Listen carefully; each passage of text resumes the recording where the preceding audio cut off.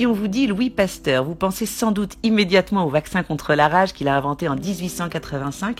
Ce que l'on sait moins en revanche, eh bien, c'est que ses découvertes scientifiques et médicales ne se limitent pas à ce domaine, certes majeur. Et oui, le chercheur faisait aussi des miracles dans le domaine du vin. Originaire du Jura à Arbois, il passera 2 années assidues à faire des recherches sur les maladies du vin français qui faisaient des ravages dès 1860. Alors, grâce à ses expériences de pasteurisation du breuvage si cher à notre patrimoine, il est aujourd'hui considéré comme le fondateur de l'œnologie.